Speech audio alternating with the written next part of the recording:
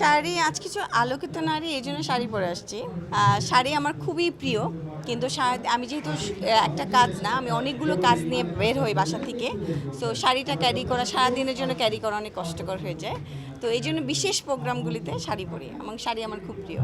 আজকের আয়োজনটা খুবই সুন্দর। শারমিন তুলি আপুকে অনেক ধন্যবাদ। সে আসলে গুণী মানুষদের খুঁজে খুঁজে এই অ্যাওয়ার্ড দেয় এবং আমার কাছে মনে হয় ওনার অ্যাওয়ার্ডটা পুরাই অথেন্টিক অ্যাওয়ার্ড, যে উনি সব গুণী মানুষদের ডেকেই অ্যাওয়ার্ড দেয় এবং খুব ভালো লাগে। সে সেই সম্মানটা যে করে, তার সম্মানটা অনেক সুন্দর।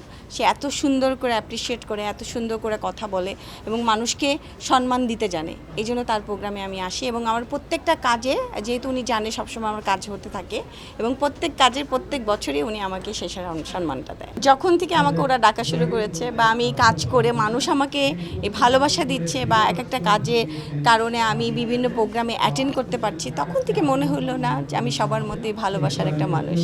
আমার চোখটা না স্মোকি আইয়ের জন্যই বানানো হয়েছে, যে কাজলের জন্যই আমার চোখটা মনে হয় আল্লাহ বানিয়ে দিয়েছে। কাজল ছাড়া আমাকে ভালো লাগে না এবং স্মোকি আই করলে আমাকে মনে হয় আমার মতো।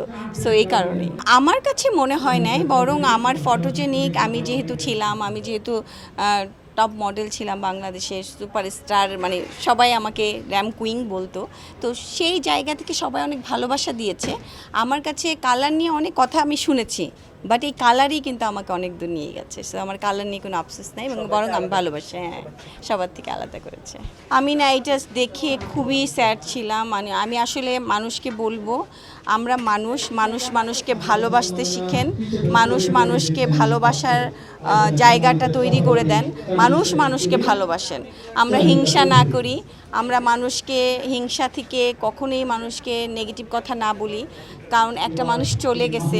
আমি জানি না কোথা থেকে কি হয়, বাট আমি মনে করবো অ্যাজ এ পার্সন, মানুষ হিসেবে মানুষকে রেসপেক্ট করা উচিত। আমি আসলে যেসব প্রোগ্রামে যাই নাই, এইসব প্রোগ্রাম নিয়ে আমি বলতে পারবো না, ওইটা যারা প্রেজেন্ট করেছে তারাই বলতে পারবে। আর আমি এইসব রিলসে আমার কাছে এখন পর্যন্ত আসেই নাই, আমি তোমার মুখেই শুনলাম।